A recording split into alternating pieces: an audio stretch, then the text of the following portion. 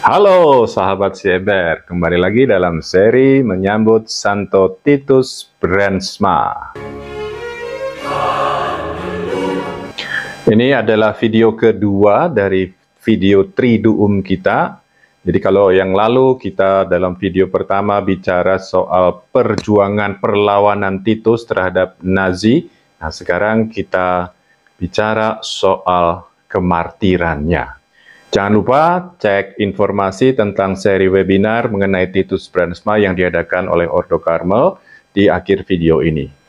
Perjalanan menuju kemartiran Titus ini, kalau boleh saya bagi menjadi 3 episode berdasarkan tempatnya, penjara dan kamp konsentrasi yang dilewati Titus. Ya, jadi ada Scheveningen, ada Amersfoort, dan ada Cliff serta Dachau. Ya, kita ikuti ceritanya. Tanggal 19 Januari 1942, Romo Brandsma telah menyelesaikan tugas terakhirnya. Pernyataan yang ditandatangani para editor telah berada di atas meja Uskup Agung dan sang Karmelit kembali lagi ke biaranya di Nijmegen. Malam itu, 2 orang muda mengetuk pintu biara Karmel Nijmegen dan menyampaikan bahwa Profesor Brandsma ditahan. Romo Brandsma tidak berbuat apa-apa kecuali mengikuti perintah mereka. Sebelum kedua petugas itu membawa Titus dari biara, mereka secara seksama menggeledah kamarnya. Bersama penangkapnya, Titus berangkat ke Arnhem. Ini tempat perhentian pertama ya, jadi transit gitu. Di situ adalah penjara dan di situ bermalam. Titus bermalam di penjara itu. Pagi berikutnya dia meninggalkan Arnhem menuju penjara negara di Scheveningen. Di sini dia menghabiskan 7 minggu ya menjalani interogasi di The Hague yang tidak jauh dari situ. Dalam tanya jawab itu, Titus membela ajaran gereja dengan berkata bahwa ya dia nggak punya pilihan selain taat kepada pimpinan yang ditempatkan Allah baginya. Nah, ini mirip banget sama kata-katanya Petrus waktu ditangkap oleh pemuka agama Yahudi. Ya, kita harus lebih taat kepada Allah daripada kepada manusia. Dahsyat. Dia diperintahkan untuk menjawab secara tertulis pertanyaan, mengapa orang Belanda, khususnya orang Katolik, menentang sosialis nasionalis Belanda. Ya, menentang Nazi lah. Tanggal 22 Januari 1942, Titus menuliskan jawabannya dalam 8 halaman. Sebuah ringkasan dari apa yang telah ia kuliahkan di Universitas Nijmegen beberapa tahun sebelumnya. 7 minggu Titus berada di sel nomor 577 penjara Scheveningen. Dan selama 7 minggu itu Titus menulis salah satu dari tulisan-tulisan paling indah yang pernah mengalir dari penanya yang berjudul Mein Cell atau selku, yang memberi kepada kita pengertian lebih baik akan kehidupan batin orang besar ini. Selain itu, untuk mengisi waktu luangnya, Titus menulis riwayat hidup Santa Teresa dari Avila. Karena semua kertasnya udah diambil ya, bukan diambil, udah dipakai untuk menulis Mein Cell tadi. Tahu nggak di mana dia akhirnya nulis? Dia menulis di sela-sela antar baris itu kan ada kosong-kosong ya, buku ibadat hariannya gitu. Jadi dalam buku ibadat harian kan udah tercetak kalimat-kalimat doa setiap baris. Nah, di antara tiap baris itu ada yang kosong, nah dia tulisnya di situ. Bayangkan ya, semangatnya untuk menulis luar biasa. Nah, untungnya sih buku ibadat hariannya itu masih boleh dia pegang ya, nggak diambil gitu. Nah, sayang karyanya itu tidak pernah selesai. Selain itu, ya, dia berusaha mengisi harinya dengan kegiatan yang mirip dengan acara hariannya di biara. Di sini Titus diizinkan untuk berkontak dengan konfraternya di Nijmegen, ya, baik lewat surat maupun kadang-kadang lewat telepon, ya. Nah, dalam kontak-kontak itu Titus terdengar masih sangat optimis. Di Scheveningen, karena tinggal di dalam sel sendirian, ya bisa dikatakan Titus di situ menjalani retret. Nah, selanjutnya di Amersfoort, ya bisa dikatakan retretnya berakhir karena ini adalah kamp konsentrasi, ya, barak penampungan. Di sini Titus nggak bisa lagi menikmati kesendirian seperti waktu di Scheveningen, karena ini kan barak besar dengan banyak tahanan lain. Gak ada lagi waktu untuk menuliskan pengalaman jiwanya. Titus menghabiskan banyak waktunya untuk melakukan kerja tangan yang menguras kekuatannya secara hebat. Ingat, catatan fisiknya kurang baik ya, Titus ini memang. Nah, dalam kurungan penjara Amersfoort, Titus tahanan nomor 58 mendapat teman imam-imam lain. Juga ada dokter, pengacara, dan pelayan-pelayan Protestan.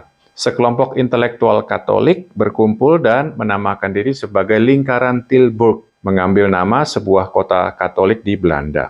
Titus menjadi berpengaruh dalam kelompok ini. Dia memimpin meditasi, doa rosario, dan memberikan pengarahan dan melakukan berbagai fungsi lain dalam kelompok itu. Di situ dia dipanggil sebagai Paman Titus, ya mungkin Om Titus ya, bahasa Belanda kan Om, yang memperlihatkan kehangatan dan sikap bersahabat terhadap siapapun yang bekerja dengannya. Surat pertama yang ditulis di Amersfoort bernada optimis, seperti suratnya juga dari Scheveningen. Dia gembira dengan kesehatan dan hubungan baik dengan para tahanan yang lain, tetapi keadaan kesehatannya memburuk lebih daripada waktu di Scheveningen. Selama masa prapaskah, dia harus tinggal di balai kesehatan penjara, di klinik penjara gitu ya, dan dia harus tinggal di tempat tidur. Pada hari Senin dalam Pekan Suci, dokter penjara menyatakan kalau Titus boleh kembali ke barak bergabung dengan tahanan yang lain dan bisa beraktivitas lagi. Pada hari Jumat Agung, dia memberikan konferensi kepada Lingkaran Tilburg dan banyak orang lain yang datang untuk mendengarkannya.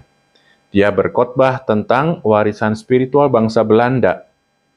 Pada Minggu Paskah, sangat kelelahan, Titus menyampaikan khotbah yang diambil dari ide-ide pengkhotbah besar Belanda di masa lalu, yaitu Romo Broekman OFM. Gara-gara itu, otoritas barak merasa sudah sampai batas kesabarannya, batas toleransinya. Karena sebelumnya Titus sudah diberi peringatan, nggak boleh khotbah secara publik begitu. Akhirnya, para pemimpin penjara ini hendak mengirimnya ke bagian khusus untuk tahanan yang diberi perlakuan lebih keras. Untung dokter melarang rencana itu dengan alasan kesehatan Titus yang buruk.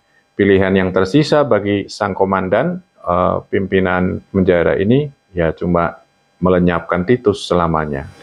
Titus menerima kabar tanggal 27 April bahwa dia akan dipindahkan ke Scheveningen lagi, ya, meskipun hanya untuk sementara, dan kali ini di sel 623. Kurang dari 2 minggu setelah kembali ke sana, dia dipanggil untuk interogasi. Otoritas Nazi menginginkannya untuk menandatangani surat-surat yang menyatakan dia tidak akan berkhotbah lagi atau melanjutkan gerakannya menentang pendudukan Nazi di Belanda. Kalau dia setuju, maka ada kemungkinan besar dia dibebaskan. Kalau dia menolak, maka dia akan dikirim ke Dachau. Ia kemudian menulis surat menyatakan mengapa dia tidak bisa menandatangani pernyataan itu, dokumen-dokumen yang ditawarkan Nazi itu. Kembali dia memberikan alasan mengapa gereja berseberangan dengan Nazisme. Otoritas menyatakan kepadanya, kalau begitu kamu menjatuhkan hukuman mati kepada dirimu sendiri. Tapi dari informasi yang dikumpulkan setelah kematian Titus, ya diketahui bahwa ya bukan soal penolakan itu saja sebenarnya yang menjadi sebab, tetapi memang Nazi ini sudah punya catatan-catatan lain. Hal-hal yang memberatkan Titus adalah karyanya, pekerjaannya di sekolah-sekolah Katolik, kemudian pembelaannya terhadap orang-orang Yahudi, dan juga karyanya di dunia pers Katolik Belanda. Dengan semuanya itu, Titus dianggap sebagai salah satu orang paling berbahaya di Belanda. Dengan izin otoritas barak, Titus telepon kepada pimpinannya di Nijmegen. Ya, dia katakan bahwa dia akan berangkat ke Dachau. Berangkatnya naik kereta api dan mampir atau transit singgah di Kleve. Di Kleve, Titus bisa ikut misa dan terima komuni karena di situ ada salah satu imam orang Jerman yang menjadi kapelan di situ. Nah, kapelan ini mendorong Titus untuk berusaha melakukan segala sesuatu supaya dia nggak sampai dikirim ke Dachau. Karena kalau udah dikirim ke sana, ya udah nggak bisa balik. Titus ngikutin saran itu, lalu menulis ke The Hague meminta para pejabat membebaskan dia dari Dachau dengan alasan kesehatannya yang buruk. Dia juga menulis kepada teman-temannya di Belanda agar mereka membantu usahanya. Teman-temannya sudah melakukan sesuatu sebelum dia meminta itu, ya, tapi mereka ditolak. Nazi menjawab bahwa Titus sebenarnya sudah tahu akan keadaan kesehatannya yang buruk, yang nggak baik, nggak kuat sebelum dia melakukan perlawanan terhadap Nazi kan sejak dulu. Ya, tetapi dia toh melakukan juga. Jadi menurut Jerman ya salahnya sendiri. Harusnya dulu sudah mikir dong konsekuensinya, resikonya.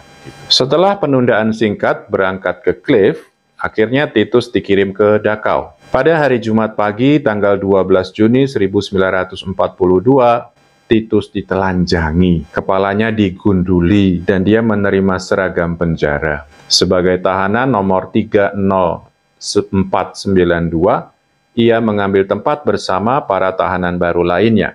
Imam yang dulu menerima perawatan khusus untuk pendarahan di perutnya, kini berada di tangan spesialis kebrutalan. Di samping sakit di dalamnya, sakit dalam, penyakit dalam, dia juga harus merasakan pemukulan dan penghinaan dari luar. Ngeri ya? Ungkapan religius apapun dilarang di Dachau. Dia nggak boleh lagi berkhotbah. Dia nggak boleh lagi melayani orang sakit. Dia nggak boleh lagi melayani orang yang terbeban. Hari demi hari kekuatannya berkurang, merosot. Setelah mengalami suatu pemukulan yang amat berat, yang hebat, dengan susah payah dia berjalan ke rumah sakit Barak. Dia berada di sana selama 6 hari. Ya, dia nggak sadarkan diri selama 4 hari terakhir. Akhirnya dia meninggal jam 2 siang tanggal 26 Juli 1942. 3 hari kemudian, tubuhnya dikremasi. Sertifikat kematian menyatakan dia mati karena, Darmkatarah atau radang paru-paru. Namun ada sumber yang menyatakan bahwa sebenarnya dia meninggal karena menerima suntikan mematikan. Akhirnya Titus Brandsma dibeatifikasi tanggal 3 November 1985. Nah, itu tadi cerita kematian Titus Brandsma. Masih ada satu video terakhir tentang keutamaan-keutamaan Santo Titus Brandsma.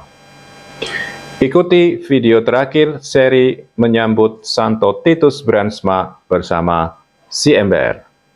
Tuhan memberkati.